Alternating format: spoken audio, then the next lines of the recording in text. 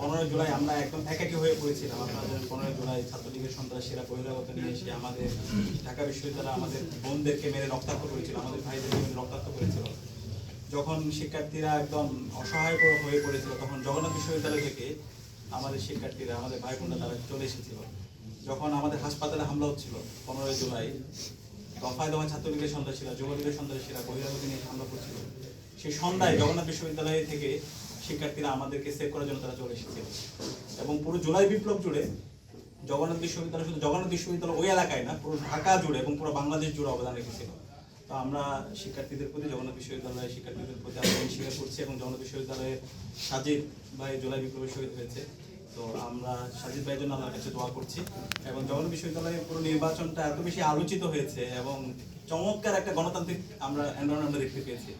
তো এটা কিন্তু আমাদেরকে ঈর্ষান্বিত করেছে। আমরা চাই এটা একটা চমৎকার বাংলাদেশ, আমাদের মধ্যে ডিবেট হবে, পলিসি হবে, ডায়ালগ হবে, কিন্তু কেউ কারো হাত তুলবে না।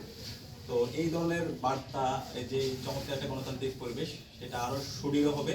আর ঢাকা বিশ্ববিদ্যালয় কেন্দ্রীয় ছাত্র সংসদ ডাকসু অবশ্যই আমরা একটা টিম হয়ে কাজ করব। এখানে আমরা সবাই সহযোদ্ধা, এখানে আমরা কেউ সুপারিয়র না, আমরা কেউ ইনফেরিয়র না, আমরা সবাই একসাথে কাজ করব। তো আশা রাখছি ইনশাল্লাহ আমরা সবাই মিলে আমরা শিক্ষার্থীদের কাছে যেই কমিটমেন্টগুলো দিয়েছিলাম, আমরা কমিটমেন্টগুলো বাস্তবায়ন করতে পারবো। আর আমি যখন বিশ্ববিদ্যালয়ে আসি, আমার হচ্ছে 2017 সালে, তখন যতগুলো বাস এখানে দেখতে পাওয়া যেত শাহবাগ এরিয়ায়, জগন্নাথ বিশ্ববিদ্যালয়ের অথবা হচ্ছে এই যে পল্টন এরিয়ায়, সব বাসগুলোতে লেখা থাকতো জগন্নাথ বিশ্ববিদ্যালয় হল চাই। ওই সময় হল চাইয়ের একটা আন্দোলন হচ্ছিল।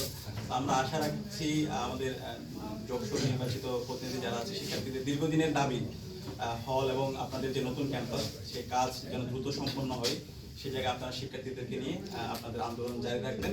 আর সার্বিকভাবে আমরা কোলাবোরেশন ওয়েতে আমরা অনেকগুলো কাজ করব। এবং আমরা আশা করছি এই জাতির কাছে আমাদের যে প্রত্যাশা, তাদের প্রত্যাশার আলোকে, শিক্ষার্থীদের প্রত্যাশার আলোকে আমরা শহীদদের আকাঙ্ক্ষার আলোকে নতুন বাংলাদেশ আমরা বিনির্মাণ করতে পারবো ইনশাআল্লাহ।